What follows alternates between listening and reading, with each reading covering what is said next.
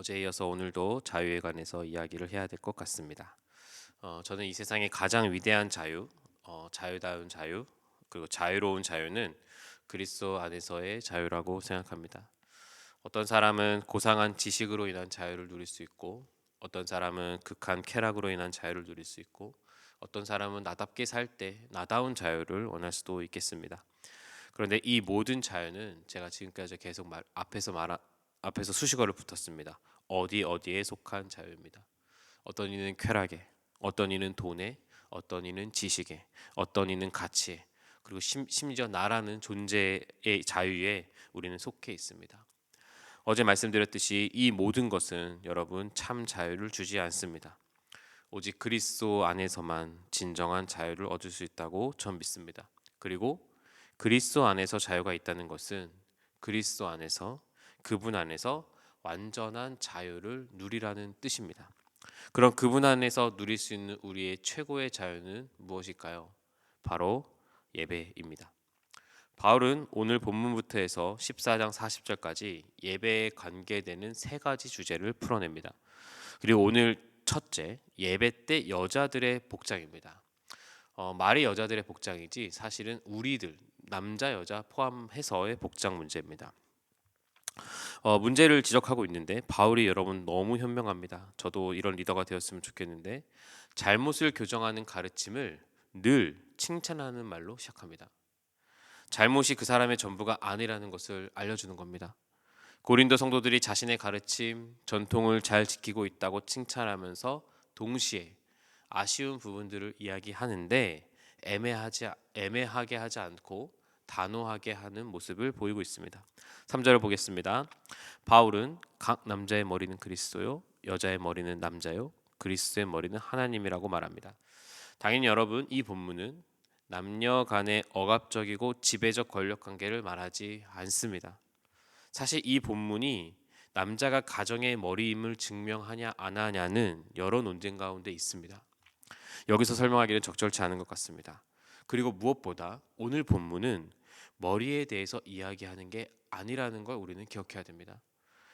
그래서 짧게 정리하자면 대부분의 건전한 학자들은 여기서 쓰인 머리가 기원을 의미한다고 말하면서 최종 결론은 뭐냐면 성부 하나님께서 성자 예수님의 머리가 되신다는 것을 마지막의 순서로 두면서 어떤 본질적인 열등함을 뜻하는 게 아니라 완전한 사랑 안에서 이루어지는 거룩한 연합을 의미한다고 말하는 겁니다. 성부 하나님과 성자 하나님 사이에 우열이 있습니까? 없지 않습니까? 그 안에 연합 속에서 거룩한 연합과 사랑을 이룬다라는 것을 말해주는 것이죠. 바울은 이 지금 복장의 문제를 예배의 이제 실질적인 현장으로 가지고 오는데 1세기 고린도 사회에서 여성이 예배 중 머리에 수건을 쓰지 않는 것은 단순히 개인적인 패션 문제가 아니었습니다. 당시 사회에서 기혼 여성이 머리를 가리지 않는 것은 가정과 남편을 향한 공개적인 반역, 성적인 무질서, 성적인 수치를 상징하는 행위로 여겨졌습니다. 반대로 남자가 머리에 무엇을 쓰고 기도하는 것은 로마의 이교도 제사장들의 관습과 연관이 있어서 오히려 그리스도를 가리는 일이었죠. 어제도 얘기했지만 예수를 믿는다는 자유로 이방신들에게 절하는 것을 문화적 교양으로 여겼던 고린도 사람들의 특징을 또 말해주고 있는 겁니다.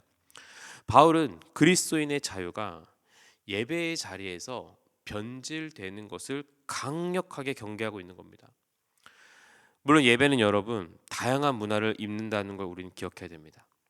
지금 우리가 드리고 있는 주일 예배가 성경적인가? 이런 표현보다 더 중요한 건 절대적인가? 그렇지 않죠. 우리가 드리는 예배도 문화를 옷 입고 있습니다. 그리고 문화를 입었다는 것은 동시대 사람들에게 반감을 사지 않는 단정함이 있어야 한다는 겁니다. 그래야 전도할 수 있기 때문입니다. 무엇보다 예배에서는 제일 중요한 것이 본질이 잊혀져서는 안 된다는 것이죠. 본질이 무엇입니까? 창조주를 향한 피조물의 겸손함입니다. 지금 바울이 지적하는 것은 수건을 쓰고 안 쓰고의 문제 자체가 아니라 창조주를 향한 피조물의 겸손이 예배 가운데 있느냐 없느냐, 우리 예배가 여기에 집중되어야 된다고 말하는 것이죠.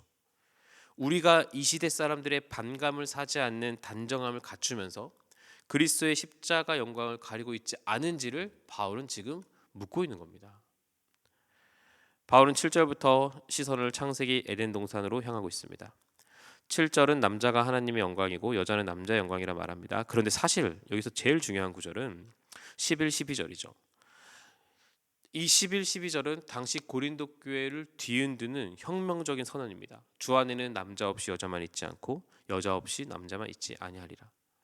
당시 헬라 사회를 지배했던 가부장적 오만을 철저히 깨부수고 십자가 안에서 이루어지는 남녀의 완전한 상호 의존성을 선포하는 위대한 구절입니다. 철저한 상호 관계성 안에 남자와 여자가 있다는 것입니다. 여러분, 남녀는 철저히 서로를 필요로 하며 서로에게 자신을 내어주는 상호 복종 관계라는 것을 기억하십시오. 남편과 아내는 상대방을 통해서 하나님 영광을 반사하는 거울로 서 있어야 됩니다. 단순히 역할의 구분이 아니라 존재의 동등성을 말하는 것입니다. 이 본문은 분명하게도 머리에 대해 말하기보다 우리가 어떻게 하나님을 함께 예배해야 되는가에 대해서 이야기한다고 저는 믿습니다. 그래서 바울은 13절부터 인간의 본성과 교회의 보편적 관습에 호소하고 있습니다. 당시 사회가 보편적으로 인식하던 남녀의 구별됨을 인정하라는 것입니다. 그리고 마지막 16절에서 논쟁하려는 태도를 가진 자가 있을지라도 우리에게나 하나님의 모든 교회는 이런 관습이 없다 하면서 본문을 마무리하고 있습니다. 여자들이 예배 시 복장을 문화 옷에 맞게, 예배에 맞게 수정해 달라는 겁니다. 예를 들어 여러분, 예배 때 비키니 입고 오면 안 되죠. 근데 이것이 여자에게만 적용됩니까? 당시 고린도 교회에서는 여자에게만 적용이 되었지만 문제들이 여자들이 많이 일으켰으니까 지금은 남자가 우통 벗고 예배를 드리면 됩니까? 안 되는 거죠. 모두가 인정할 만큼 단정한 예배, 지금까지 지켜왔던 관습이 이해할 수 있는 단정한 예배, 그 예배를 우리가 들어야 된다. 예배의 본질은 훼손시키지 말자. 예배를 하나님께 집중하여 드리자. 예배의 질서를 지키자라는 바울의 부르짖음이 이곳에 있는 것입니다. 그리고 이 본문을 통해 우리는 예배를 드릴 때 내가 예배를 정말 진지하게 드리는지, 진실하게 드리는지, 하나님 앞에서 최선을 다해 드리는지를 묻길 원합니다. 우리 교회가 늘 하나님 앞에서 최선을 다하는 예배, 우리 다음 가족 모두가 하나님 앞에서 최선을, 진실을 다하는 예배 드리는 공동체 되길 소망합니다. 여러분, 기도하실 때 오늘 특별히 우리가 모일 때마다 드리는 예배가 하나님 앞에서 진실한 예배가 되게 해달라고, 하나님 앞에 진지한 예배가 되게 해달라고, 그러나 단정함을 갖춰서 믿지 않는 사람들도 이 예배를 통해 감동을 받게 해달라고 기도해 주시기를 바랍니다. 프란시스 셰퍼는 이런 얘기를 했습니다. 기독교인들의 최고의 변증은 뭐냐? 그들이 모여 함께 사랑하는 것이다. 그들이 모여 함께 사랑하고 하나님께 예배를 드리는 모습을 보면 그거야말로 가장 강력한 전도의 무기다 라고 얘기를 했습니다. 사랑하는 다음 가족 여러분, 우리 예배가 그런 사랑이 넘치는 진지한, 진실한, 단정한 예배가 되기를 기도합니다. 기도하겠습니다. 거룩하신 하나님, 우리가 창조자 앞에서 피조물로서의 겸손함을 인정하기 위해 예배를 드립니다. 당신만이 온 세상에서 예배받기 합당한 분입니다.